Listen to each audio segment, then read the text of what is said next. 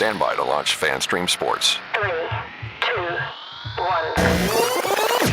Let's start. Hello, sports fans. Welcome to FanStream Sports. Nothing but pure sports. This is the JP Show. JP, it is so good to hear you back on the air. Stand by. Now, here's JP.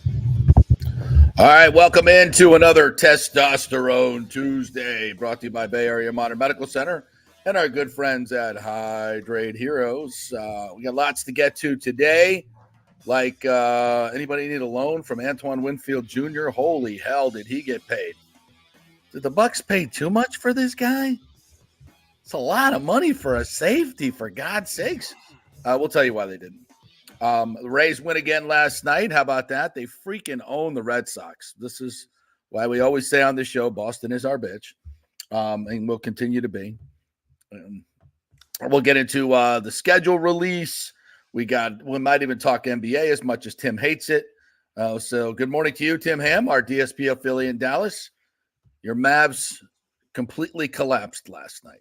I was thinking of you as I was watching Kyrie Irving piss my money away on a parlay. Well, when you shoot less than 50% from the free throw line as a team in a playoff game and both of your stars are off, that's what you get. You get a lot. And you know what? I'm shocked it wasn't worse. You know, the Mavs were running it. The Mavs were leading the whole game, and with about 3 minutes to play is when it all went south because Luka couldn't hit a couple of free throws to tie it at the end of the game. How about that? Yeah. How about that? Yeah, I had a couple parlays working last night in both NBA games. On the old Hard Rock app last night, and I hit 3 of 4 on each one. I need the Celtics to cover.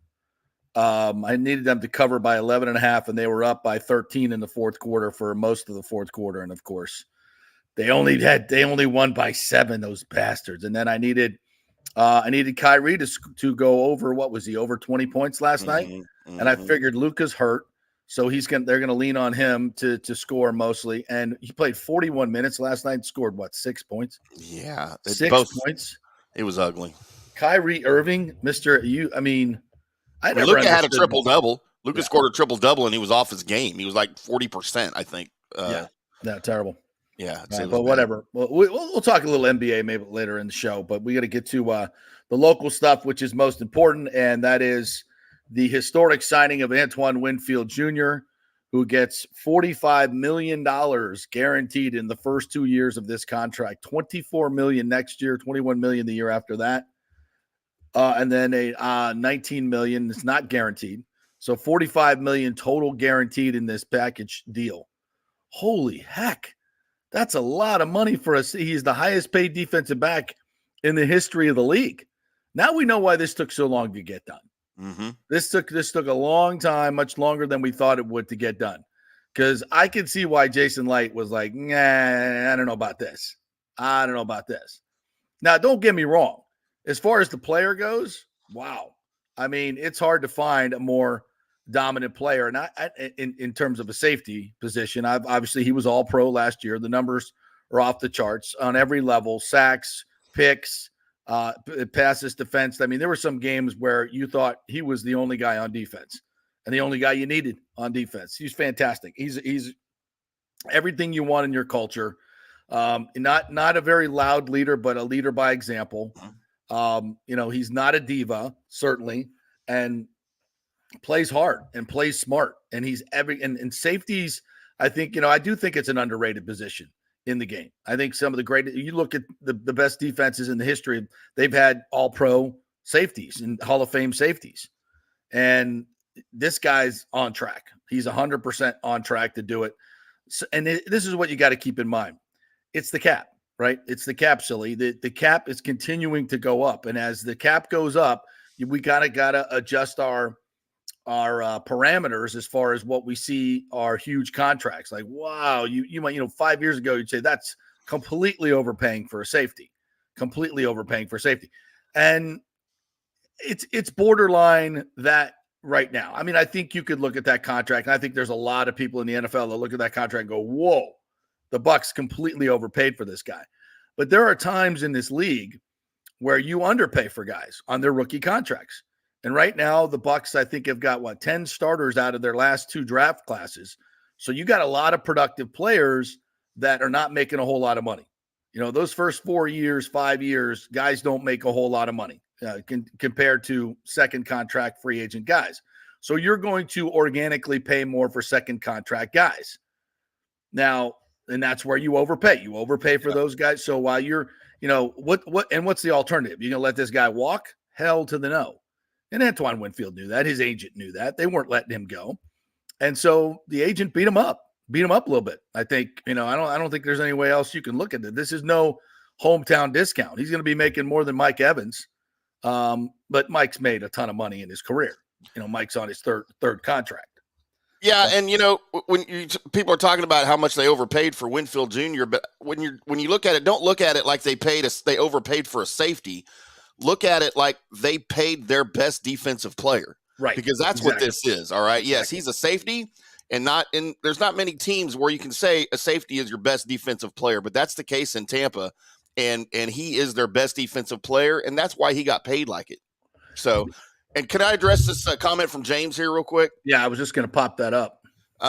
He wants to know why the Bucs guarantee most of the money in the first 2 years for a young guy, and it seems to be their MO. That's not just the Bucs, James. That's the entire league does that, because if you sign a guy to a 4-year deal and you've got 2 years on it guaranteed, that's basically a 2-year contract, because that means they can get out of it after 2 years. If you spread that guaranteed money out over 4 years, you're stuck with this guy for 4 years, regardless of how he's playing, and you have no out on the contract. That is to protect the team. So that's why and every single team does it with every single contract that has guaranteed money.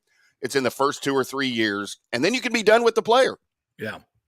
And I think, with Winfield, and this may be, and you don't want to think about these things now, but his usefulness at his size, I always look back to a guy you remember Bob Sanders, who played for the Colts? He was, freaking, and you could even look at Polamalu as well. These undersized safeties that play super physical, they don't have a lot of longevity, although Polamalu certainly did. But Sanders, I think, was kind of and you can look at some of these other guys that, they flash for 3 or 4 years, and then they're just, they play so hard, they hit so hard, and they're undersized, it wears them out. It wears them out fast. And I'm not saying that's going to happen with Antoine. We hope he has a long career, but I think, that's the reality of the NFL. When you're playing at 5'10", 185, it's very rare to have a Ronde Barber type of career. It really is. Ronde, and of course, Ronde was special. He was really smart about how he played the game. I mean, he played it super physical, but he never led with his head. His technique and tackling was tremendously good. And he played with bigger shoulder pads and used those shoulder pads instead of using his body. And he avoided a lot of injury. Really, very, very smart. And of course, he's a tough MFer too. But these guys it's hard to stay healthy. Now he hasn't had a whole lot of injuries, but I think, for the Bucs, they're probably, is he going to be much more productive or more productive when he starts approaching age 30? It's going to be tough for him at his size. So I think what you said is spot on. And as the cap continues to go up, but I see where James is at. And don't forget, James, if they can always renegotiate this contract and spread it out. So they start with this one with all the guaranteed money up front. And as Tim said, this keeps it, very much a contract that if he does start getting injured, you can get out of, and you're not eating a whole bunch of dead cap. So, probably not the conversation we want to have for the day that we celebrate Antoine Winfield Jr., but it is what it is. And I think it's a good question. And I think it's a good answer as well. So you got your guy. And it's another great point Tim makes is you're not paying. And I think when you look at defense right now, especially, it's positionless, right? It's position. It's like basketball. It's become, you don't have any, forward center guard anymore. It's positionless basketball. It's positionless football too, especially on the defensive side, because you're asking Antoine Winfield to come down in the box sometimes, play the run, rush the passer, play deep safety, play all these different things because of his versatility and his instincts. So he's your best player. He's your most impactful player. He makes more plays than anybody on your defense. What does it matter if he's an edge rusher, a defensive tackle, a linebacker, or a corner? He's making plays on the field. He's your most versatile guy. So let's not get hung up in, he's a safety, because I saw a lot, you can't pay a safety that much money. That's dumb. That's dumb, because you're applying these old metrics. Oh, he's 20 yards off the ball and is only there to, prevent big plays. No, not the way they use Antoine Winfield. Look at the numbers. He's their biggest playmaker. And and Bowles is really good at putting him in positions to make plays. So yeah, you just paid your best defender, your best defensive player, $24 million a year. You broke the bank as far as safeties goes, and I'm completely okay with it. Completely okay with it. You don't want to lose the guy. And this is, it's also a culture thing. It's you want to reward guys like Levante David, who's the silhouette in the draft room. This is our prototypical Bucs player, right? And Antoine Winfield fits right into that as well. Here's some interesting sound, by the way. Talk about Nostradamus. So this is recorded May 20th, 2023. I guess it's his girlfriend or wife, or not sure, but a female is taking this video. And I love there's a part in it where she prompts him, and what to be the highest paid. Like she's like zeroed in on the money, which I think is, thank you, ladies. So let's listen. This is Antoine Winfield Jr. calling his shot. Let's see if we can get this. Yeah, big season ahead. I think I'm the only one that see it. But that's just how I gotta be right now. That's how I gotta be. What are you going for? I want 10. I want all pro. Pro Bowl, Super Bowl. I want it all. And the final goal? Highest paid. There we go. Highest paid this year. Mark my words. I'm gonna come back to this video and be like, I did it. I probably shed a tear. Because all this work that we put in right now, we're gonna make it happen. So it's May 20th, 2023. Power of the tongue. You gotta speak it into existence. All pro, highest paid. All pro, highest paid. All pro, highest paid. And eventually, it's gonna become reality. So, stay tuned. Okay. Nice. Emmy Awards, highest paid, Emmy Awards. All right, we'll come back in the year and we'll see how we're doing. Yeah, right. We got the first one. Easy. Yeah, we do have one of those regional Emmys. Yeah. But there you go. Here we go. You're calling your shot, highest paid, and I think he made sure that his agent got that done for him. So good for you. And you keep the band together. Continuity wins in this league. This is where you spend your money. You spend your money on the good players that you keep. That's where you overpay. So great job by Jason Light. Contract looks a little big right now. It won't as much in the future. And again, I think that whole concept of positionless playing, you paid your highest defender. That's where you kind of put the check marks on this deal. No question about it. By the way, Scott Reynolds is going to join us at 10:30, so we'll get his take on this as well. And TJ Reeves at 11:30 will join us, and we'll chat with him about Antoine Winfield Jr., who he's interviewed many, many times, as has Scott. Also, on the Bucs front, we got schedule releases coming out and leaks coming out. But the Cowboys are at Cleveland, right? For the Sunday primetime 4 o'clock. Is it a 4:30 game? Yeah, 3:15, 4:15, yeah, whatever the time is, yeah. So Brady's first game on Fox. In the words of an immortal coach on the sideline that was mic'd up one time, this is going to be an effing disaster. I put it out there yesterday. I said, yeah, I can't wait for him to tell us how wonderful and incredible Dak Prescott is and how misunderstood Deshaun Watson is. I don't see, and hopefully I'm wrong, because Brady is great at everything he does, right? And for the most part, except crypto, and relationships. And maybe marriages. Let's revisit the I got a lot of room to talk in that field too. Like ditto. Yeah, he's good at everything. So will he be critical? Will he be critical of Dak Prescott's playoff record? And here's the thing about Brady. And you could probably speak this better than I. Aikman obviously played in your market. So when he first became a broadcaster, was he critical of the guys playing now? Like Tony Romo, I got to give him credit. He was, I don't think he's super critical, but he somewhat, but never really of guys that he knows very well, and especially in the beginning. And this is the problem when you have guys that are just coming out of the league going into the booth. They know all these quarterbacks and they're friends with them. And can you really see him taking Dak Prescott to task or Deshaun Watson? I really can't, unless he's going to completely break out of character and stop being a politician and really, because you see Brady in his, mic'd up moments. He's a critical SOB. Mm-hmm. He's a very critical SOB of other people in the mic'd up moments sometimes, and that get leaked out. So what he says publicly and what he says privately are two tremendously different things. And if you're a broadcaster, you can't do that. You can't do that because people will see right through you. But I also think that people think there's an agenda. When he starts criticizing Aaron Rodgers, for instance, if he ever does. Yeah. He's a Jet, and some of these guys that maybe have been, I won't say his nemesis at times, but because there are none of those, he's defeated everyone. Handled Eli Manning, except Eli, right? So is he going to be critical? And if he is critical, which he probably won't be, will people say he's got an agenda, et cetera, et cetera? So I don't know. He's still talking about coming back and playing. So is he even going to make it to the booth? We'll see. And I 100% think Tom Brady has an agenda.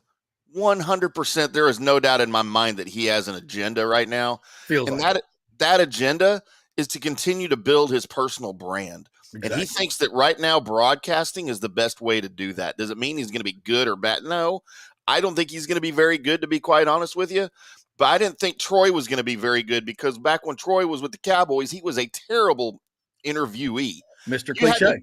Dude, you had to get, exactly. And you had to just like fish for words and for answers from him. And I thought there's no way this is going to translate. And he wasn't really very good his first year. He wasn't very critical of the Cowboys or any players or any teams. But it took, I'm sure Joe Buck got a hold of him because he was already a seasoned veteran doing play-by-play. And I bet you that Joe and his producers got a hold of him and said, man, you just got to cut loose on some of these guys. We know you played with them, but that's what people want to hear. That's right. Why you're here, because you've got the football brain and you need to show everybody you've got a football brain. And by year 2 and 3, dude, Troy was there. He was there. And now, of course, he's so far removed from all the players and everybody. He's great. I think he's great. Romo got into it, I think, a little quicker. Romo would not be, so he wouldn't be real quick to bash on players or to critique players so much, but he would put it in the sense of like the whole team. Right. So when he was doing Cowboys games in year 1 or year 2, he wouldn't say anything bad necessarily about Zach, but he would reference the passing game needs to do this. The passing game needs to accomplish this and that, right. Rather than, Dak, man, he missed that throw. But now, dude, I think he's just, and there's a lot of people critical of Tony, and I still think he's great. Yeah. Is that going to translate to Brady? I don't know, because I don't know that Brady cares if he's a good broadcaster. I think all Brady cares about is he's trying to build his personal brand, continue to build his personal brand. He may get tired of broadcasting in 4 or 5 years and go do something else, or he may retire from broadcasting next season and come play quarterback for somebody. You just don't know. I think he's going to get back into the competition phase of the game as a general manager, probably with the Raiders. Yeah, I would think, but I think for right now, he feels like I can make a crap ton of money that with Fox is going to pay me, and I keep my brand out there and keep my face out there. And what will he do? You'll be a politician, because if you're trying to keep your brand out there, it's the old Michael Jordan, Republicans buy shoes too. Yeah. You're not going to offend anybody. You're going to be, as vanilla as you possibly get, to smile and get your dimples out there and be the all-American boy. But you're not going to say anything of consequence. I don't think. We'll see. Hopefully he surprises me. And he's a prick, because that'll be good. That'll be great TV, right? Yeah. It'll be honest. If he's honest as he can be, that would be fantastic. I mean, and I would actually tune in to hear him do to talk about guys that if I really feel like he's being honest. But I think that's the furthest thing from his mind. I still think I'd rather see him in a studio analyst setting than in the booth. I think he would be better suited for something like that, to be honest with you. But who knows? Yeah. The studio stuff has become unwatchable, though. It's all scripted. It's so scripted. So unwatchable. Like, I used to watch these pregame shows all the time, and now it's just so. it's so unwatchable because a lot of the people on there are unwatchable, and it's hard. But anyway, we digress. So the Bucs schedule will be out Wednesday. All the entire NFL schedule comes out tomorrow, right? Tomorrow evening. Are they doing it? Are they going to do it? NFL Network reveal show? Because they pushed it back a week. It was supposed to be last week. Yeah. It seems like they do that every year, don't they? The teams do their little schedule release videos, and then NFL Network does a little something on it and shows some of those videos. I think I don't know. Was it 3 years ago? I got to find this old piece of video. I actually got the real schedule leaked to me. Last year, I think I got a fraud schedule, but the 2 years ago or 2 or 3 years ago, someone leaked it to me. It was absolutely 100% correct. Wow! And we did a nice little video with Tally bringing me the schedule. Like, oh, well, that's cool. If I could find that, we'll repurpose that. It was cool. pretty fun. Yeah. So we'll see. And there's obviously some already been some announcements. The Jets are at the 49ers. So Aaron Rodgers gets the toughest defensive line in defense in football to eat his lunch. Oh no, that's not. I don't know if that's good. I guess it's going to be good ratings, but he's in mortal danger. Oh man, poor Mike Greenberg. Mike Greenberg was inconsolable this morning on Get Up talking about that. He's like, come on, guys, what do we have to do to not get a matchup like this for game one? And the Jets have been dreadful on Monday night, have they not? They've just been dreadful. Yeah. Too bad, boys. Yeah, it's a shame. Some comments coming in quickly. Rick is up this morning. Wonderful. Top Bowles pitched in $20 million for saving his job. Maybe. Money well spent. Yeah. That's a good investment right there. I think that's his mom. What? The girl in the Winfield video filming. Is it his mom? I don't know. His mom's like highest paid. Damn. Pretty sure that's what he's talking about. Damn right. Yeah. James says, Garrett, we did that one already. Always guarantee most of the first couple of years that is their MO. And then they go back and they, because that gives them more flexibility. You can always go back and rework the contract. If the guy gets injured, though, you can kind of get out of it. If he's playing well and he's being productive, then you can get that salary cap relief. Right. So it definitely gives you much more opportunity to be more nimble in the salary cap. Nathan says, overpaid for Winfield. Bucs do not win the division or make the playoffs without those goal line fumble plays. Oh, God, yes. I'm not saying that, by the way. There's other people out there saying it. As we said, this is positionless football. You're not paying a safety or overpaying a safety. You're paying your best defender who makes all your plays. Yeah, and those goal line plays are just, they're otherworldly. He's such a smart player, and he combines that smart and instinctual ability with incredible physical ability, speed, power, everything you want in a player, and just a great attitude. He says, I'm not going to question, James says, I'm not going to question Bucs brass. The next will be a huge deal for Tristan. I bet the Bucs will spread that money more than 2 years, guys. Man, I don't know about that. Well, for a left tackle, and again, I do think his size and his position come into play here. Mm-hmm. I think that's part of it. And with a left tackle like Tristan, left tackles seem to have a lot more longevity, do they not? They can play late into their 30s and still be very effective. So yeah, I think, if you want to lock Tristan up for 6-7 years, as much as you can. Bucs rewarded their best defensive player, and soon they will reward their best offense. Right. Absolutely. They will. All right, so that's what's going on in Buckland. We're going to talk with Scott Reynolds a little bit more about the rookie camp because he was out there all weekend as well. All right, the Rays last night beat the Red Sox 5-3, and got a couple breaks to go their way. Abed Rosario, first inning, scorches one to center field, and was it Rafaela? I thought he had it. What an incredible layout, completely horizontal, and it hits his glove and bounces away. He gets a triple. It's a 2-run triple. And then Caballero drops one inside the right field line that it looked like it was going to be caught, but it wasn't. He turns that into another run, and the Rays pitch well. Bullpen did their job, and they get a nice win. The Red Sox pitching has been really, really good, and the Rays are starting to play better baseball. I'm watching the game last night. I'm flipping back and forth between some of the playoff games, but there was a couple of moments, an infield fly where there's a runner on second base, and third base was kind of left uncovered for a little bit. And you saw two guys hustling over to cover third base. And it seems like 2 weeks ago, nobody was hustling anywhere. Nobody was backing up anything. It was the laziest, crappiest baseball you'd seen. And then Kevin Cash calls a meeting, and I think he turned over some tables and ripped some ass that needed to be ripped. Mhm. And they have started to play much more heads-up baseball. They've started. You see the hustle, you see the backups, you see the old Rays way, and you just ask yourself, why the hell did it take that long? I mean, it's 2 months into the season, and these guys have been playing uninspired, flat, emotionless, crappy baseball. And here we sit, but they're at 500 again. They've played a pretty soft schedule for the most part, and they need to be better in these next coming weeks. And they did a nice job last night on the road in Boston. That's a great start to the road trip. They've now won 7 of 10, which is big, and they're starting to get some of their guys back. And Yandy had 3 hits again last night. He's got 5 multi-hit games in his last 10. He's starting to hit the baseball. Arena's starting to hit the baseball. So you're starting to see these guys get a little bit more locked in. And this is the Rays team that we wanted to see. Taj Bradley is back. Doesn't look like Pepio is going to be on the DL very long. You'd like to see Josh Lowe really, really start going, but that might take a little bit. But there's no question about it. This, with DeLuca playing the way he's played, and Rosario went through a little 3 for 27 slide, but it looks like he's contacting the ball again. They start getting everybody going. This team definitely could win some games in the regular season. I still don't see, they still don't have the magic, big bopper sluggers that you're going to need for postseason. We'll worry about that if the Rays get there. But right now, they're definitely trending in the right direction. Good.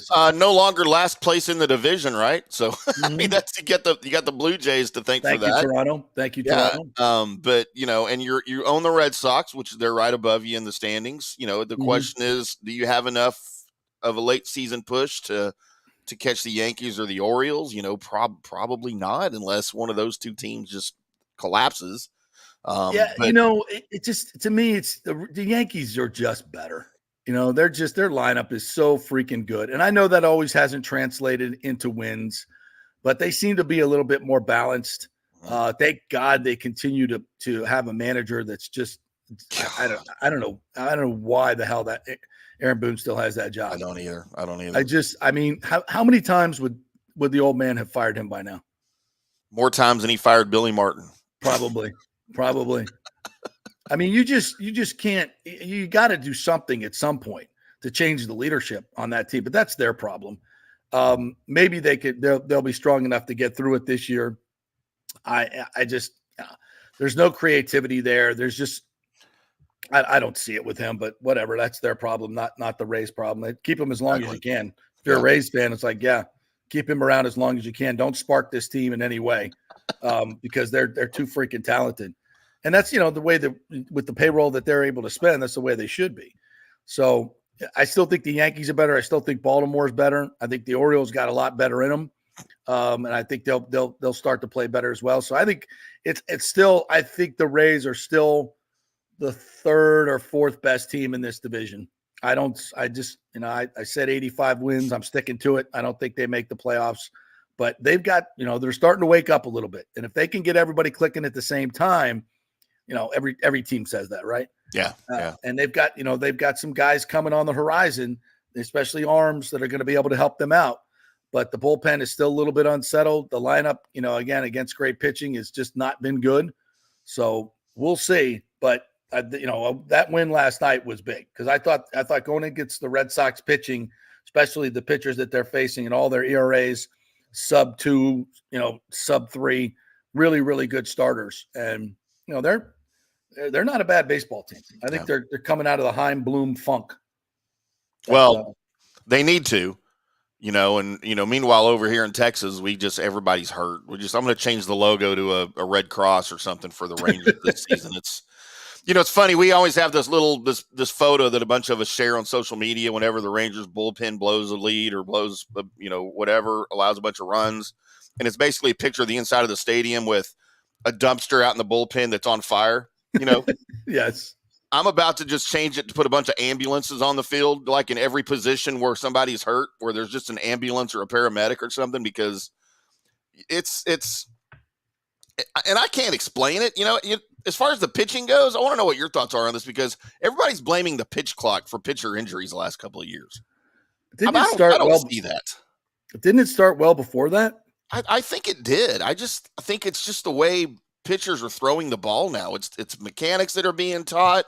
I think it's bad for pitchers to not go longer than they're going sometimes. You know what? Does that make sense? Like, I get going too many pitches. You don't want your guy throwing, 150 pitches on 3 days rest every 3 days, but just to throw a guy out there sometimes for 50 or 60 pitches, then let him rest, and then 5 days later he comes back and throws another 80, and then he waits 5 days.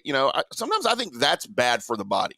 Yeah, I do. It seems to me, talking to John Smoltz and many times as we've had him on our show and even privately talking to him. I remember having dinner with him and a couple other baseball guys up in Chicago, and we started talking about that.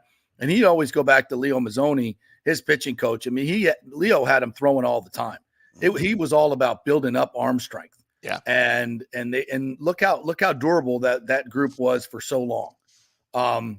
And I think you go back to just the way baseball is played now. To me, it's more about, these kids come to the big leagues and they've thrown probably 4 or 5 times as many innings as, Nolan Ryan did when he was a youngster, because Nolan Ryan was playing football and all these other sports. These kids now are playing baseball 24/7. And they're throwing max velocity all the time. I don't think Cy Young was throwing max velocity back in the days when he was doing, pitching both ends of the doubleheader. These guys were, they were fooling people with off-speed stuff. When they needed to hump it up, they humped it up. But now it's like, no, even when you throw your slider, it has to be max effort, max spin. And I don't think the arm is meant to take it. And guys are stronger. So, when you got, bigger chest, bigger arms, bigger legs, bigger everything, the tendons are only so strong. That ulnar collateral ligament is only so strong. It can only handle so much torque and so often. And as the great Mike Marshall once told me, when you're throwing the ball like this, when you're twisting in a slider motion, it's direct conflict between your elbow, your arm, and everything else. That's what creates the spin. Right. When you pronate like this and you throw a screwball, which is what he threw, or a split finger, you're not, or even a fastball where you're going right down the line, you're not putting that torque on the elbow and that ulnar collateral ligament, which is why they always said don't throw curveballs before you're 12 years old till your arm's fully developed. Kids are throwing them at 8 years old now. Yeah. So you're just putting so much torque on that ligament that it just can't hold up. It's just a physical impossibility. It's absolutely inevitable that you're going to get Tommy John with the way these in the organizations and the Rays who are kind of on the forefront of this. They're like, they don't care. Just keep getting arms and keep going through them. But we want you to do max effort, max spin. And when we use you up, we'll just bring in another guy. And it sounds dirty and it sounds horrible, but that's the business of baseball now. Yeah. And it's unfortunate for the players. Who won't. That's why, like I said before, we're not going to have another guy with a Nolan Ryan type career or a Roger Clemens type career that plays in the league for 20 seasons, to get all of these big pitch numbers and hunt down some of these long-time records, because that's not the way the game's played anymore. They don't care. Nope, they don't care. They're disposable. All right, let's transition to a little football talk with our good friend Scott Reynolds from the Pewter Report. Brought to you by all of our great sponsors, since we're not taking a break right now. Jeeves Law Group, we thank you very much. Italiano Insurance, thanks to all of our great sponsors, Hydrate Heroes, Golden Diamond Source, et cetera, et cetera. What's up, Scotty? How are you? Good, man. How are you? Fantastic. You have the schedule leak, right? You have it right there? Oh, do you guys want me to reveal it right now? Yeah, please. I know you get it I don't early. have it now. Oh. Sorry. Tally gave it to me 3 years ago. I don't know where she got nice. it, but she gave it. I'm like, she's like dead on the floor doing nothing. Come on, Tally. Come on. You're better than that. You're better than that. Yeah. No, you're not. Poor puppy. So we're starting to cross off teams that are like on our schedule that are already being revealed. So who's left for the first game? The Falcons, the Panthers. What's your guess for the opener? Go ahead, I don't know. The NFL typically likes to make the Bucs start on the road. Right. And that's something that really dating back to the Rich McKay days when he was general manager. He wanted that because, as you know, living in Florida, it's freaking hot. It's brutally hot. Right. So that first game away is actually kind of welcomed by the team. And it might mean for like a little bit more of a challenge, although, this is a team that's risen to the challenge. You look back at, at last year, winning on the road at Minnesota, Todd Bowles' first season. They won at Dallas on Sunday Night Football. Yep, so, they're not afraid of that whatsoever. And then typically, and not always the case, but typically the next game is a home game for the Buccaneers, and it's usually later in the afternoon, 4:00, which is the heat of the day. But at least you're going to get that reprieve because it is going to get a little bit cooler. Yeah. As well, if that's a thing in Florida, a little bit it's going to be less hot. Yeah, less hot at 6:00 in the fourth quarter. Yeah. Than it would be if you started at 1:00, and it's going to only continue to get hotter. So that's something that the league has kind of quietly accommodated Tampa Bay with. And I wouldn't be surprised if that continues. And I think at the same time, too, you look at that week 3 primetime game that the Bucs had last year, Monday night, right? In primetime against the Eagles. Again, I think if Tampa Bay is going to get a home game that's going to be in primetime, I wouldn't be surprised if it's early, just to help accommodate the Buccaneers and the fans and the visiting team from baking in the equator that can be Raymond James Stadium in September and October. No, I when the schedule comes out, I think if you're a fan, the first thing you're looking at is how many 1:00 September and October games do we have? And let's hope it's none. Right. Because it's brutally hot, and you don't want it. And start on the road because that gives you, you're not playing the week before. Yeah. That's one last game during the year that you got to get ready to go onto the road. So I'd rather start on the road. I'll tell you what, Bruce Allen, former general manager for the Buccaneers, he said week 3 is really one of the most critical weeks in the NFL, right? Because the whole goal is to avoid the dreaded 0-2 start. Because if you go 0-2, the chances of you making the playoffs that year are incredibly slim. That's just a statistic that dates back decades in this league. So the theory is by week 3, either be 2-0 or 1-1. And if you start on the road and you steal that road game, as the Bucs have been able to do the last 2 years, then it sets up an opportunity for you to come home and be 2-0. Right. And that takes a little bit of pressure off in week 3, because if you do stub your toe, you're still 2-1, right? But if you lose that home game in week 2, hypothetically, like let's say you go on the road and you lose, now you come home and you got to kind of win that home opener, right? Otherwise you're 0-2, and it puts a lot of pressure on you early in the season in week 3. So Bruce Allen didn't know a whole bunch, but I think he was dead on about that, because week 3 is a real critical day. And it's something general managers and head coaches kind of know, and they don't really talk about. It's a little bit of like inside poker, but that's kind of how it is. And so for the Buccaneers, that first home game, whether it is week 1 or week 2, it's critical. But this is a team that's not fazed by having to go on the road in week 1. All right, so let's talk a little about rookie minicamp. You were out there to see the young guys, and we preface this by saying it's underwear Olympics. Right. We know all this, no football, pads. Yeah. What you do get a feel for is in talking to the players, what kind of guy they are, what kind of professional they are. And I think you can get some, I just watched the video you guys put up of Graham Barton coming off the ball and showing his quickness and agility, and that was eye-popping. Yeah, it was. Holy crap, that dude is big and he's mobile. He's light on his feet. I mean, he does not lumber at all. Right. He looks like a light tight end almost in terms of the way he's a bigger Ali Marpet. I mean, he's 10, 15 pounds heavier than Marpet. That's kind of what he is. And that's what was so attractive, to me about him during the scouting process, and obviously to the Buccaneers as well. And he's been there and done that. And that's what was kind of communicated to me a little bit by the powers that be during this rookie minicamp, is like, they were not surprised with how quickly he transitioned to center, because he had that foundation. It's like riding a bike. He did it for 5 games as a freshman during a COVID season, right?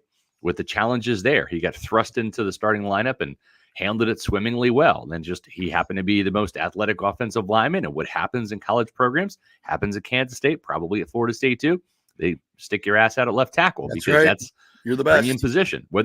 Whether that's going to be your home in the NFL or not, if you're athletic and you're big enough, you're good enough to play left tackle in college. And that's typically what happens. And so this is not the Luke Gedeke played right tackle moving into left guard, or Cody Mauch played left tackle and moving into right guard. This is a center who played 3 years at left tackle and he's going back to center. That's how the Buccaneers view it. And when you look at how quickly he snaps the ball and fires out, and just the technique, it's not flawless, but damn, it's close. I mean, this guy, he is as pro ready as they come, in my opinion. And I think the only thing that's missing is just kind of like he's just got to shake off a little bit of rust from being out there in space. But the action happens so fast when you don't have that room to move that space, playing one of the tackle positions where, like, you know, in your pass pro, you can shuffle back 3 or 4 steps and not have any contact yet, right? Like that edge rusher, you know, could be, you know, like a ghost step, a head fake, a hard rush to the outside. It might be 3 or 4 steps before there's contact. That's not the case inside. It's now. It's first step, boom, you got contact. And he's big enough, and he's got some experience to lean on. And I think it's just shaking off a little bit of rust, and this guy's going to be fine at center. Elijah Klein looked like when I first saw Cody Mauch, I was like, those are some narrow hips. Yeah. For an inside guy. I was like, he ain't got the ass that some of these other boys have. Yeah. And when I saw Elijah Klein, I was like, that's a big ass. That dude is big. He is big and he is wide. Square body. And he's he is built like an interior lineman. Is he not? He is. He is. Yeah. And I like that he has that mentality too. He's got that kind of brawler, you know, junkyard dog mentality. Not afraid of competition. Actually, some of his best film was going into Oklahoma and playing the Sooners when UTEP did that. So he is not afraid of the spotlight, not afraid of the competition. And you got to put him in the mix. Yeah. You've got guys like Ben Bredesen and Sua Opeta who have NFL experience. And it might be a thing where it's almost like Yaya Diaby, where one of these guys starts and then eventually Klein ends up taking over. The interesting thing is, from a dollar standpoint, Ben Bredesen's making about $3 million. Sua Opeta, who might be the early favorite, is making like half that. He's making like $1.3 million this year. So if the worst case scenario is Opeta and Bredesen are backups, I think they're better, bigger, stronger backups than Nick Leverett and Aaron Stinney were. And so when you get to that situation where you need some depth and you got to lean on somebody with experience to step in for an injury, boom, you've got better guys to stick in. Yeah, I would agree with that. Who else caught your eye out there? You know, Chris Braswell on Saturday's practice. The very first rep, you know, it's supposed to be non-contact. I mean, there's like a little contact that's pushing and shoving. It's patty cake, right? That's what they're doing. The first snap of 11 on 11, he just kind of fired out on Tanner Tala, who's not a small tight end. He's about 6'6", 255, and just hit him like right here on the shoulders, just boom, stood him up, and like literally with just one extension, rocked him back into the backfield, right? And Tanner Tala has a year's worth of experience in the NFL under his belt. He was in the practice squad all of last year. He's been through practice. He's gone up against, you know, the likes of Diaby, Shaq Barrett, Diaby, all that stuff as a practice squad player. So for him to kind of get rocked like that, maybe he wasn't expecting it, but I don't know. I mean, that was pretty impressive. Braswell, I think, is one of those guys that man, you almost want to fast forward to year 2. I think he's going to have some moments as a rookie that are going to be really good and that are going to be tantalizing and make you go, "Whoa, this guy! All right, okay, I see what they got here." But just get him in that weight program, that off-season conditioning program where there's no Senior Bowl, there's no combine training, there's no Zoom interviews and top 30 visits. It's just I'm a Buccaneer the entire offseason, right? And I think I like we're going to see with Diaby this year. I fully expect him to take a Herculean jump this year. It may not manifest itself into like necessarily more sacks. Like Yaya might have 8 sacks this year, but might be a better player down in and down out, and might have more pressures, more tackles for loss, better against the run, right? I'm not saying that you have to have 10 or 12 or 14 sacks to take a huge step. You don't, because a sack, while it's great and it's what gets you in the league, it's what gets you paid, as Warren Sapp would say, it's what gets you in the Pro Bowls. It's one play. At the end of the day, it can be a very important play. If it's on third down, it counts more. If it's a sack, fumble, and fumble recovery, it counts even more, right? When it manifests itself into a turnover. But I think with Chris Braswell, this is a guy I could see getting between 3 and 7 sacks as a rookie. And we'll see what type of role, whether it's a designated pass rusher, whether it's a part-time, rotational guy, or whether he emerges as the starter. He's got some really interesting tools to work with. And I think, like Diaby, he's a little bit of a one-year wonder that has a lot of untapped potential. Scott, before rookie minicamp started, Jason Light talked about Chris Godwin moving to slot a little bit. And I was a little thrown by that, considering you just drafted Jalen McMillan in the 3rd round, who primarily played in the slot his final 2 years at Washington. He worked on the outside a little bit his sophomore year there. But what's the thought process behind moving a guy like Godwin into the slot and taking him away from the outside instead of putting somebody like McMillan in there who's done it the last 2 years? Well, I think Godwin's best usage has been in the slot. If you look from 2017, 2018, under Dirk Cutter, he was a good receiver. He became that 1,000-yard receiver, and it was a Pro Bowler in 2019, which was the first year that Bruce Arians came and put him in the slot in that Larry Fitzgerald role. So I think with Godwin, and you got to remember, Jason Light has not only drafted the best receiver in Bucs history, he's drafted the 2nd best receiver in Bucs history too, right? I mean, that's right. It's a pretty good 1-2 punch right in there. The 3rd round. In the 3rd round. Yeah. And so with Godwin, they're going to make him do the same thing they did with Mike last year. You got to play your contract year. You're 28. You're going to be 29 next year. Play your contract year out. And then we'll talk about an extension, because it's a big number, right? It's $20 million right now for Godwin. And is he worth that? Is he worth more? Is he worth less? I will say he's got to put more touchdowns on the board to truly maximize his value. His touchdowns have gone from, if I remember correctly, from 9 to 7 to 5 to 3 to 2 in terms of receiving touchdowns over the past 5 years. Okay, that's going the opposite way. And that's now with Mike the Evans involved as well. Yeah, Mike Evans chews into that a lot because he is the primary touchdown producer. But you want Godwin ideally to be able to chip in 5 to 7 touchdowns a year, right? I think the floor is 5 and then go from there. He's capable of putting 9, 10 on the board. It's just a matter of getting open and all of that. I think he works better in the slot. I think he has a natural feel for taking full advantage of nickel corners, linebackers, and safeties, as opposed to that Jalen Ramsey stud cornerback on the outside. I just don't think at his age, with the injury history, and even his initial skill set, I don't know that he was best equipped to do that. I think he's found his niche, and that's inside. It's just like Ronde Barber. Ronde Barber, back in the day with Monty Kiffin, he was not a nickel corner. He was a outside corner on 1st and 2nd down, and he became a nickel corner on 3rd downs or in obvious passing situations, right? He wasn't the guy that came off the bench. He was on the field all 3 downs. It just he played outside and played inside. But where did the magic happen with Ronde? It happened in the slot, right? The pick 6 to send the Bucs to the Super Bowl, all those sacks, they came in the slot. He went from being a very good outside corner to being an exceptional nickel corner, all within just 1 down.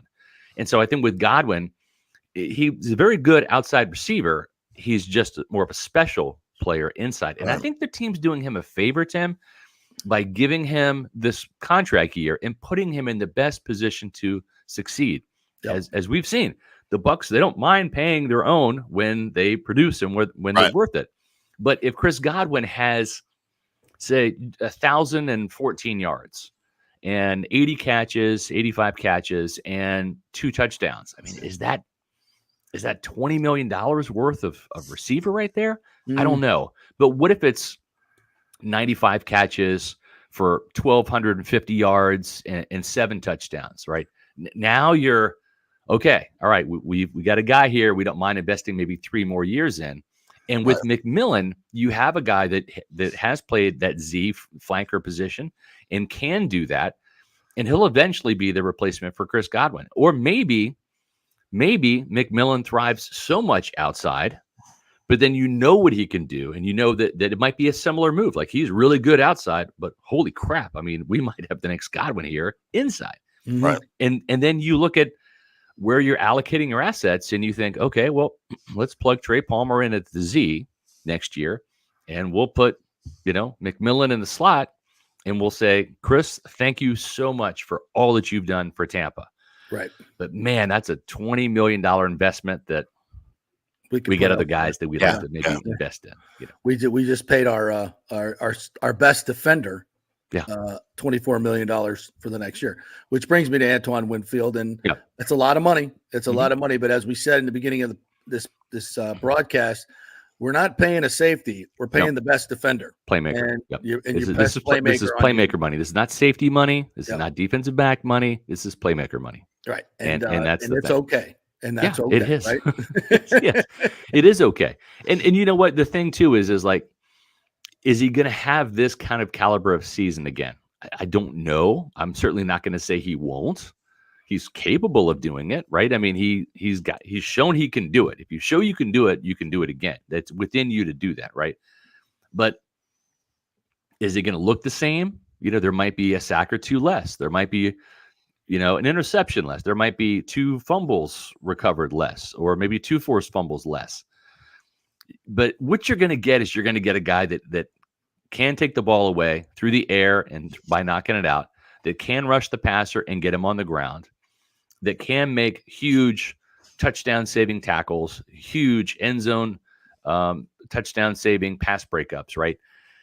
And sometimes the law of averages, like over a career, it's going to be there with Winfield because he's that type of player. This might have been like a crest this year. There might be a little bit of an ebb next year, but there's another crest coming the next year. You know what I'm saying? Like, this is a guy you want to invest in. Ronde Barber didn't have 10 interceptions every year, right? There was a couple years he had 2, but he's still Ronde Barber, And I think that's what fans kind of need to understand and head into the season with. Hey, it'd be great if this guy had 3 picks and 6 sacks and 6 forced fumbles and 4 fumble recoveries again and over 120 tackles, and 12 pass breakups. That'd be great. Okay. But this was a Herculean season. I mean, this was a season that I put up there with Derek Brooks's 2002, that I put up with Warren Sapp's 2001, where he had 16 and a half sacks, Shaq Barrett's 19 and a half sack season, and a couple of Ronde Barber's just pinnacle seasons. It was a little bit of a once in a lifetime season, but he's capable of doing it again. Well, especially when he was put in the right position after playing a year out of position. 122 tackles, 6 sacks, 3 interceptions, 12 passes defensed, and how many forced fumbles? At least 6. 2 at the goal line. He had 6 to lead the league and 4 fumble recoveries. So yeah, that's production. That's what you call production. When you fill the stat sheet. I mean, the only thing this guy hasn't done is a pick 6, and yet he did that in the Pro Bowl. Yeah, back before the flag football version, when they actually threw the ball and you did the 2-hand touch. At least it was before they put the flags on it. But yeah, he picked off Patrick Mahomes in the Pro Bowl. So his lone Pro Bowl appearance, I think back in 2001. So he's got that. He just has got to do it, and I guess the safety too. He needs a safety. Well, and the other part is, now he's got some mates back there that are going to help him as well. Yes. Jordan Whitehead, I think that those two reunited helps Winfield as well. Or benefit from him. See, that's the thing. It's like, if you're looking for 31, right, other guys are going to feed. That's what happened. Ronde Barber has 10 interceptions, career high 10 interceptions in 2001, the year before the Super Bowl. Mm-hmm. And then cornerbacks were scared to throw his way. And so what happened the next year? Brian Kelly had 8. Yeah. Like a career high 8. And this was a guy that had struggled with his hands early in his career, right? Yeah. But they just kept throwing at Brian because they didn't want to mess with Ronde. Right. And so he fed off of that. And then of course Ronde came through when it counts in the postseason. But it just that's what makes you a playmaker, is not when you just make plays for your team, but you help your teammates make plays too. And any other guys out there, the rookies that kind of caught your eye? I know Devin Culp's, he's put on some weight. Kalen DeLoach put on some weight as well. The undrafted kid out of Florida State. So, guys that showed up a little bit bigger off their combine weight, right? They drop 10, 15 pounds to run quick, and they get back to their football weight. Correct. Yeah. So So Culp was 231 at the combine, weighed in at 235 last season. He's already up to 245. So he's making progress. Now, some of that weight's going to come off during training camp, right, when it's really hot. And when these guys from the Northwest, like Bucky Irving and Devin Culp and Jalen McMillan, probably going to be a little bit of a culture shock to the system with the subtropical climate we had down here in Florida. And I think too, it's just hydration. I think if you're going to pencil in some guys that have some calf strains and hamstring injuries, might be those guys just because they're not used to these type of conditions. Cameron Johnson, the receiver from Barton College, kind of flashed a little bit. He's a smaller guy, 5'10", 170, a little bit bigger than Devin Tompkins. He was a player that was one of the new guys that they signed that you could just kind of see the speed and the athleticism. He kind of flashed a little bit. I think all the draft picks made really good first impressions. I just think, again, there's going to be a couple stars emerge, and then the rest of the class is going to be really, really solid. And I think when you stack this class with the production they've got in terms of finding starters out of the last two draft classes, this is getting to be a good habit to be in. When you're Jason Light and you're John Spytek and Mike How many Beal starters do you think in this draft class? Definitely one. Certainly Barton, right? And sticking with the offensive line. Have a hard time starting, but he'll play. I think Tyke Smith will start. In the slot, you think? I do. Yeah. Okay, so that's two. There's Braswell. Braswell, by the end of the season, I think there's a very good chance he'll start. I could see that Yaya Diaby path there. Or, you know what? If this kid just comes out of the gates, guns a-blazing, I mean, it's not like he's got to beat out Shaq Barrett. I mean, we're talking about Joe Tryon-Schoink and Anthony Nelson here, and Randy Gregory, who hasn't played a down in red and pewter yet, so at 32 years old. So McMillan? That McMillan probably going to be that wide receiver 3, which is a starting position. So you're looking at 4. Don't count out, bad man, Elijah Klein by the end of the year, or as I call him, Elijah Craig, because I think he's a whiskey drinker. I mean, it's only a matter of time. I'm 52. I've already called Liam Cohen, Liam Neeson on our podcast. And I've already warned our pewter people watching our show. I'm like, I'm gonna either call him, better than Ezra, or I'm going to call him Elijah Klein or Elijah Craig. So it's one of those things is coming. He's either going to be Ezra Klein or he's going to be Elijah Craig. So. That's greatness right there. Yeah, well, I get it. Is it, or is it just old age? I'm older than you. It's greatness. Oh, come on now. Oh, yeah. What do you start calling them by your high school teammates' names? How old are you, Tim? I'm curious. 53. Oh, all right, barely. Okay. Hey, older is older, okay? Okay, all right. You young children. I feel so young now. Tim is 53. You have better hair than me still, though. It's okay. I'm having a good hair day because I'm getting a haircut today. It's always how it happens. Nice. Yesterday was not a good hair day, I don't think, but today it's going all right. You and I both, though, have a kind of soft spot for the two undrafted free agents with the last names Culpepper and Ahanitu. That's a pretty cool deal. That's pretty. It is. Ahanitu didn't make it. He was a tryout player, so they didn't sign him. Which Judge Culpepper is the real deal, though. This guy, if you're looking for a sleeper that might be defensive tackle number 6 this year, Judge Culpepper might be that guy. Without getting vulgar, like his lower body is just dreamy. It's like his hips, his butt. Are we talking about his big thighs. asses again? Yes. Yes. Right. That's okay. I mean, it's like that is a drop, by the way. Yeah, his lower torso and trunk area, it just, he looks like a defensive tackle. Like Brad, his father, who struggled to maintain 270. It's hard to believe that he played nose tackle next to Warren Sapp at 270 pounds. Especially when you see him now. Yeah, and you see him now, he's like, what, $175. $180? Yeah, exactly. Yeah. he looks like more like Ronde Barber than he does a defensive tackle. But yeah, Judge Culpepper he's a big dude and just has got a lot of power to his game. 9 sacks last year at Toledo. It's competition is what it is, but 9 sacks for a defensive tackle, it's hard to do at any school, really. And this guy, started at Penn State after a couple of years there, transferred to Toledo, was the right fit for him, and he's a sleeper. Also, too. And I was literally, it's funny. I was texting Brad during practice. I'm like, hey, it's just surreal for me. I covered you and I'm here watching your son 29 years later. And it's just kind of like surreal. And And then he's like, that's cool. Hey man, this guy had 9 sacks and I'm hoping, he sticks and this would be, great for him and all of that and great for us. And then I see during a water break, Judge like walks all the way over like where the equipment shed is. There's like a little row of pine trees, like some shrubs. Right. He goes over there and takes a leak, and I texted him and I said, Brad, remember like when you and Sapp would go over at training camp and like piss on the fence, and I said, I said, yeah. I said, Judge is like a chip off the old block. He's doing the same thing, using the water break to go take a leak during practice. And he cracked up. And then I said, that's a veteran move by the rookie right there. He taught him well. Well, it's not as bad as Sapp actually doing it in the middle of the field, which we caught him on tape doing. It's not a pretty sight. Here's a local. The great Bob Hansen captured that one time. And he said, you got to see this. And I'm like, what? That probably didn't air on News Channel 8, did it? I'm like, is he doing what I think he's doing? Yeah. I'm like, yeah, right through his uniform. I'm like, he gave no Fs. That's bad. I'm like, wow, the warm sensation. Yeah.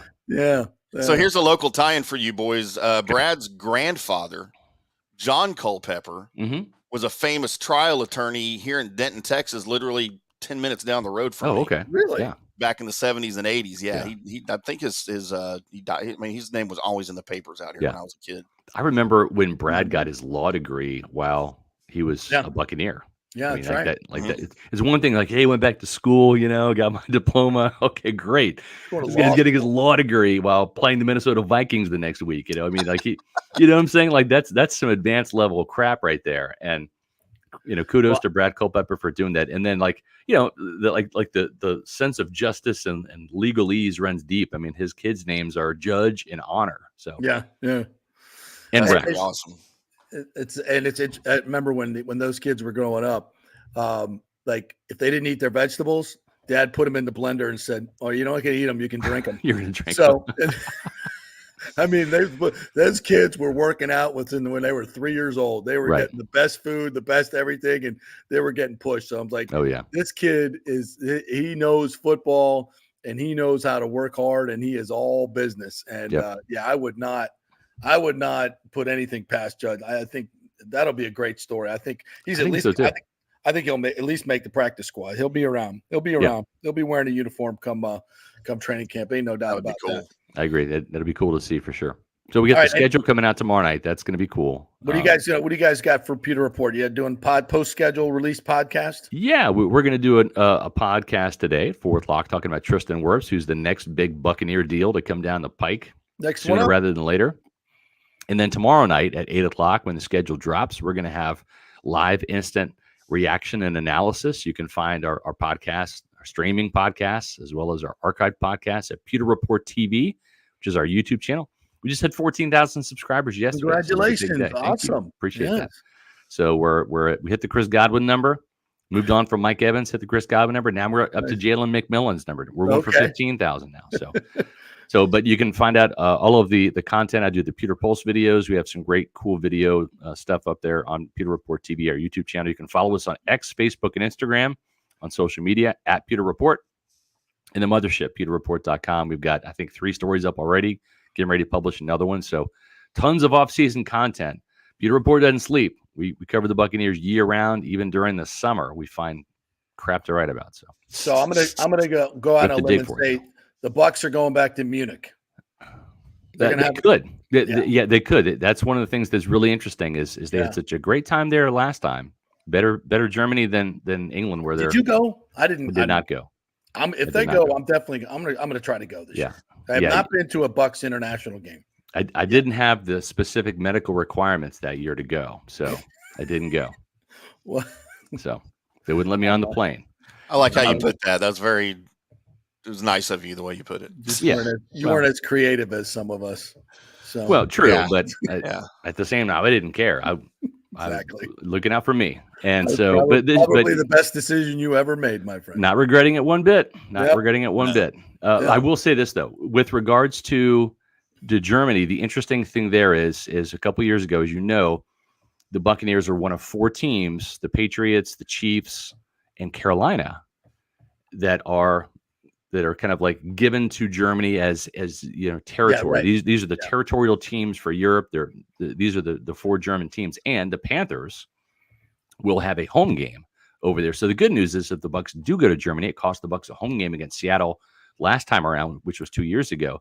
So you almost look at it and say, do you really want the Bucs going back to Germany so close to, the time that they were there? Well, this is a good opportunity because with the Panthers being a home game, and I think the Buccaneers would mind, and now you're kind of feeding that German fan base 2 out of the 4 teams in one game. Right. The Buccaneers made a whole slew of German fans from that experience over there. So now you've got that built-in base. Now you're introducing the Panthers over there too. This might be a nice little 1-2 shot for the league in Germany for them to do that. So I would not be surprised if that is one of the games. And the Bucs are scheduled for 9 home games, right, this year? They are, yes. So typically, if you have scheduled for 9, one of them goes overseas, or they becomes yes, correct. Yeah, and because it was 2 years ago for the Bucs when they had 9. Then last year they had 8, and then this year the NFC teams have 9. So the Panthers are one of those teams that will lose a home game essentially. Where in other words, that will be the home game. And so I think it'd be kind of cool for the Bucs to go back there and try to get the 2-0 in Germany, because in England they just can't find a win. I think they were 0-3. Yeah. I was there the last time they lost to the Panthers. I remember Gerald the beer's McCoy. way better in Germany. That's why we. Yes. Yeah. Bucs are kind of a beer drinking crowd. So correct. Although I'm a huge fan of Fuller's London Pride. It's one of my favorite beers. Oh wow. I love Fuller's London Pride. Fuller's London Pride. It's a great kind of like. You have to drink it room temperature. Do you have to? No. And usually the beer doesn't get to room temperature by the time you take it out of the fridge. Usually it's still cold by the time it's done. So I used to be a Newcastle fan. Good man. Newcastle's pretty good. Yeah. I like Newcastle. I also like was it Belhaven, which is Scottish. I'm a big Guinness fan as well. I like some UK beer. Bass Ale. Bass Ale is a UK beer, isn't it? London beer, Bass. I know Boddington's is. I'm not sure about Bass Ale. I haven't heard of that one, but it was a good one. I drank that for a long time until the IPAs came along. No, I'm not an IPA guy. At least I'm not there yet. I love IPAs. I've graduated from like lager to pilsner to brown ales. Now I'm in red ale heaven right now. So I like Scottish ales. So I'm still waiting for alcoholic Red Bull to come out, and I'm in. When do we get the marijuana infused drinks? When does that come? Oh, they've got marijuana infused beer already. They've already got it. It's not here already. Where do you get that? Is it they sell it in the Colorado, Oregon? Yeah, I was gonna say it was the wrong state. It's just down in Colorado. I missed out on that. All right. Oklahoma. All right, Scotty. Thanks, buddy. Appreciate it, guys. Thank you. Chat with you next week. Thanks. Appreciate it. Great, Scott Reynolds, right there. Yeah, I missed out on the cannabis infused beer when I was. It exists. So I hear. Yeah, it's supposed to be all the rage. It's supposed to be on the way. It's going to replace liquor. No, it won't. Not for me. God, not happening. Liquor's so bad for you. No, liquor so delicious. So bad for you. Wait, are we about to argue the benefits of weed versus liquor on your body? Yeah, we can. Absolutely. Oh, alcohol's so much better for you than weed. Yeah. What? Anything you got to put into your lungs is not good for your body. Well, if you're drinking it, you're not putting it in your lungs. Oh, okay. So you want to do liquid marijuana? Weed. Okay. Yeah, you can. Yeah, there's a lot of ways to ingest said marijuana. So look, I'll pull the curtain back a little bit. Monday night on the Colby Sapp and IndyCar Tim show right here on FanStream Sports, we got into a discussion about suppository weed. What? No. So we're not going there. Take your pick. Literally, not going there. No. All right, we got to hit a break for God's sakes. Really? I don't know if we're still doing that or not. Yeah, yes, we do. We got a lot to make up in this last hour. It's gonna be like 6:20. Oh my God! Right. All right. 9-hour break coming your way. No, we'll keep it. We'll chop it up a little bit in the second half. TJ Reed's going to join us at 11:30. Quick break. We're brought to you by the great folks at the Jeeves Law Group. JEEVESLawgroup.com. Was talking with Scott the other day. He is a tremendous attorney, folks, and he works his ass off and will work his ass off for you. They are local, they are trusted, and they get results. Don't go with these out-of-town firms, these huge firms that just make you a number. Go with the folks that live here, work here, and support all the local causes here. And that's Scott Jeeves and his group of attorneys at the Jeeves Law Group. JEEVESLawgroup.com. Back in 3. Stay with us. You're listening to The Strike. 102.5 WHPT HD2 Sarasota, Tampa, St. Pete. JP here for my friends at your local Synovus Bank. And I do mean friends, and I do mean local. One of the local managers in Tampa is John Acosta. Big fan of the show, and I've known him for over 40 years. He's been in local banking since 1983. You talk about developing relationships. You don't stick around for that long unless you're doing things the right way and have a great reputation. And that's the focus company-wide at Synovus. Big enough to handle any complex international transaction, but small enough to answer the phone when you have an urgent question about your business or personal account. And for personal accounts, they have a very easy app that works great. You can do everything online. And for large or small businesses, you will get that personal touch and services to help build your business, taking your dreams and aspirations from the whiteboard to reality. We can make that happen. Let us show you how. For a get-acquainted meeting to open a business or personal account, just call John or go to synovus.com to find out where your local branch is. Everyone knows Italiano Insurance is your go-to for home insurance, but they also have an amazing team that focuses on business insurance. Yes, your business is most likely your biggest asset, so make sure you have the right coverage at the most competitive price. And if you started a side hustle recently, don't forget you need business insurance, because if you get sued in this over-litigious society we live in, you could lose all your personal wealth. So get that business insurance. And for the best customer service, always choose Italiano. My representative, Charity, is amazing. I called her late on a Friday because my insurance was going to lapse.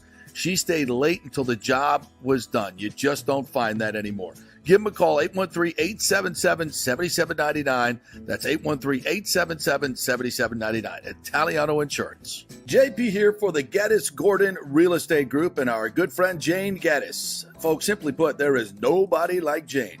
Jane is a former LPGA two-time major championship winner. She was also vice president of talent relations at WWE. She also has a law degree from Stetson. So if Jane can drain a 10-footer to win the U.S. Open and stare down Hulk Hogan in the boardroom, you want Jane on your real estate team to not only negotiate the best deal, but find you the perfect home or investment property. And when you work with the Geddes Gordon Group, you become part of the real estate family and get concierge services that include expertly staging, marketing, and preparing your home for sale. Advice on golf properties. Hey, you might even get some golf tips. Many of their clients become friends long after the sale or purchase is completed. It's all part of the deal. So if you're looking for that perfect home or investment property or try to get top dollar for your home, go with Jane Geddes and the Geddes Gordon Group, because there's nobody like Jane. Call 813-485-6808 or go to geddesgordon.kw.com. That's GEDDES Gordon.kw.com. or call 813-485-6808. With over 34 years of producing small and large events, Extravaganza Productions is truly a Tampa treasure when it comes to creating some of the very best events in Tampa and all across the United States. I've worked with them at the Florida Sports Hall of Fame inductions, the Warrior Games, which was an Olympic-sized event spread across all of Tampa Bay. They are the very best, from small meetings to exceptionally large corporate conferences to galas, fundraisers, sporting events, grand openings, whatever you want. Team EPI has an extremely talented staff of designers and show producers that develop extraordinary events fueled by the visions of their clients. You can reach them at their Tampa headquarters at 813-621-4700 or go to extravaganzaproductions.com. Let's go. Right now, back to the show on FanStream Sports. All right, welcome back to the JP Peterson Show here, brought to you by the great folks at Hydrate Heroes. 8 times the benefits, 5 calories per serving. I love the taste. I love the benefits. Amla fruit is in there, vitamin D, all kinds of. There's a mushroom blend that helps with inflammation. Certainly has helped me. My knees feel so much better since being rehydrated by Hydrate Heroes. And you can get a free 3-pack. Try hydrateheroes.com. Try hydrateheroes.com and enjoy all the great benefits. See, Tim's drinking his Hydrate Heroes right there. I am drinking my mango ginger. Your mango, is that your favorite? It is, I think, so far, yeah. Plum elderberry didn't do it for you? I didn't like the elderberry. I mean, it wasn't bad. If that's all I got, that's what I'll drink. But I will say this. If you're used to like the Gatorades and the high sugar drinks. The first time you taste Hydrate Heroes, you might be like, wow, it doesn't have a sweet taste to it. And I don't think it does. And that's kind of why I like it. But if you're used to high sugar drinks, the high hydration sugar drinks that have 250 calories per bottle, it won't be like right off the top. I'll just be honest with you. I loved it right from the beginning. I love the taste because I don't like super sweet. If you love super sweet, which I know you do, Tim, you got that sweet tooth. But trust me, after a couple of tastes, I think you'll love it. That's my personal opinion. Absolutely love it. But if you're into the high sugar stuff, it'll be something that you will acquire a taste for. And you got to get off that stuff, Timmy. You can't be drinking that green Gatorade all the time. When you're hungover, okay, that's a maybe. But so every day. Well, there you go. So see, I like my hydration drinks like I like my women. Super sweet. Yeah. And blonde. Yeah. And green. Yeah. And green. Sure. All whatever. All the artificial stuff in there. All artificial the fake women. stuff, right? All the fake stuff. I'll take them any way I can get them. Yeah. Well, Rick says JP tried the suppository weed, went back second, third, and fourth opinion, said he didn't feel anything. Exit only for me. Not into any of that other stuff. No, thank you. Even if it's medicinal? Babies drink Guinness for iron? Do they really? Oh, those Irish people. They're the Irish. I was married to an Irish girl. Ooh. And her in-laws were way more fun than she was. My in-laws were way more fun than she was. And my mother-in-law, you'd say anything was wrong with the baby. We had the baby's calling to say anything. Just put a little whiskey on the lips. Rub a little whiskey right there. They'd be fine. That whiskey was whiskey on the whatever you call this upper thing. On the gums, yeah, on your gums. The gums, yeah, that part was how I was raised. That was the cure for everything. Yeah. It was like, it's like the Greeks in Windex. Yep. Yeah, it's a cure for everything. You just give a sip of whiskey. Like six months old. My son's dating a Hispanic young lady. Mm-hmm. And he came in here. He goes, "Dad, do we have any Vicks Vapo Rub?" And I'm like, "Whoa, yeah." I said, "What's wrong?" He goes, "Oh, and by the way, she lives here with us with my son here." So he's like, "Well, she hurt her wrist." And I'm like, "Oh, like twisted it, sprained?" He goes, "Yeah, like she sprained it. She wants to rub some Vicks Vapo Rub on it." And I'm like, "No, dude, that's not what that does. That's not what that's for." He goes, "No, apparently, like they put it on everything. Like they have a sprained knee or something, they'll rub it on their knee." I'm like, "Oh, so it's like the Greek Windex thing." Like, he's like, "Her mom cleans her stove with it." I'm like, "What?" I've never heard that before. Nope, never heard that one. Never heard that one. I was like, "All right, well, it's under the cabinet. There you go." Yeah, go get you some Vicks Vapo Rub. Whatever. No, I mean, so people do that, like weed suppositories? Apparently it's a thing. Okay. I mean, I'll tell you right now. Like the gummy works just fine. I mean, so that's my preferred. This entryway is way better in my opinion. I just don't like to smoke stuff. I don't like crap in my lungs. I have asthma, so I don't like that. But I'll do the gummies. I will tell you this: it's supposed to be a lot stronger. It's supposed to be a lot more effective in suppository form. And if I was presented with some at one point, I might be tempted to try it. I'm just telling you. Anybody wants my address to send me some. It's not like, I haven't had to use something of that sort, in the past. And it's like, I dread it. I just absolutely dread it. If you've ever had, it's not like I'm going in for a colonoscopy every week and a half, like, no, like who? No, thank you. No, thank you. I heard my last colonoscopy. This is a true story. So you don't kind of meet your doctor. They set it up. You go to the hospital. Is what it is. So I go to the doctor. I go to the hospital, and doctor walks in, and it's a female. It's like a semi-attractive woman. I'm like, oh, great. And she's like, oh, I have Lightning season tickets. I know who you are. I'm like, oh, great. Now Wow. Like, I don't want my doctor. Let's make things worse. Right. And then make it worse. Like the next week, I'm walking down the hallway of my building, and here she comes walking down the other way. I'm like, and she goes in front of everybody. Oh, JP, I don't recognize you with your pants on. Yeah, I dropped trowel and said, "Recognize me now?" Yeah, here we go. You remember this? It's like, how embarrassing. You know what? Like, that's not, no. Like, it's, no. I ain't messing around with all that. Yeah, so I had a similar experience where I was going to a gummy, a lolly. Have you tried the lollipops? The lollipops. No, I haven't done that. Yeah. No. I just need something that works fast, man, because every time I try to do edibles and stuff, it takes a while. Dude, it takes all freaking night, man. The lollipop was like within like 15, 20 minutes. We had a couple of those walking down the boulevard in Vegas there. Right. Yeah. Las Vegas Boulevard. And that was that. Yeah. Ashley was not pleased with me with that. She's literally a third of my weight. Right.